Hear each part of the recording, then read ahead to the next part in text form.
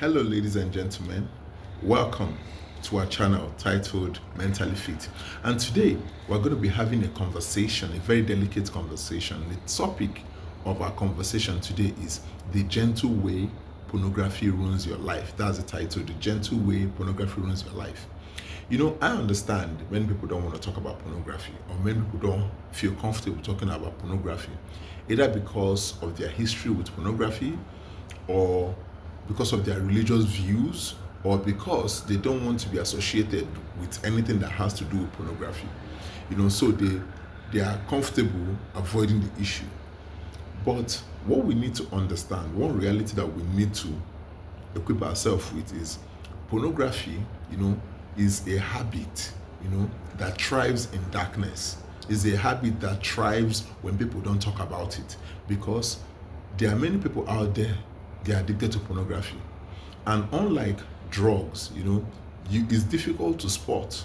You can't know that this person has pornography. You can't tell, oh, this person is suffering from pornography. You can't tell because it's not one of those things that is easily visible. Someone may be dealing with pornography for 10 years, but you may not be able to know, because the only way you know is either they talk about it or you catch them in the action. So if they don't talk about it and they do it in the privacy of their home, chances are you will never know that they're suffering from pornography addictions.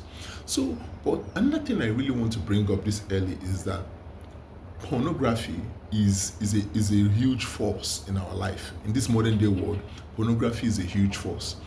Historically, porn has always been there, from the drawings, the paintings, the sculptures, that's always been there, right?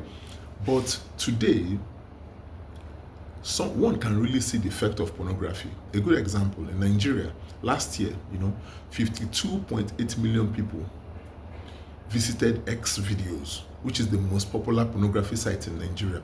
52.8 million viewers, people visited it. The porn industry in America, it makes over $15 billion. $15 billion. The porn industry makes $15 billion. And to crown it all, Pornhub, one of the big porn sites in America, had over 35 billion viewers in a single year. 35 billion viewers in a single year. And one could see all this and realize that pornography is not something that you're going to sweep under the rug and act like it doesn't exist. It has to be faced. Even though your religious leaders may avoid it, they may say, oh, it's the devil, and try and come up with something to just wrap up the conversation. Oh, it's a devil activity, avoid it. Oh, just abstinence, like it works. What this purpose of this seminar is to create an avenue where people can talk about pornography and learn one or two things that they can help structure their life better. So one thing I need you to have in mind when you're talking about pornography is this. You have to see porn like how you view an addictive drug, like cocaine, heroin. You have to see it that way. But if you don't see it that way, it will be difficult for you to understand the impact pornography has. But when you see that, that's why if you pay attention to a lot of people, they often present pornography like it's a drug. They always make similarities between pornography and illegal drugs like heroin or cocaine. So they always make similarities to it.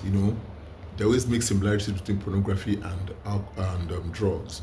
And it's important because they are so similar, and that's what I want you to know. They are so similar, and they work on the human brain, and they affect your actions, how you think, and to an extent they even rewire your brain. So that's why if you watch people that when they talk about pornography, you will see them always compared to drugs.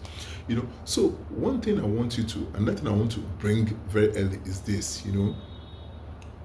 The whole goal of pornography, of these porn sites, is not to entertain you.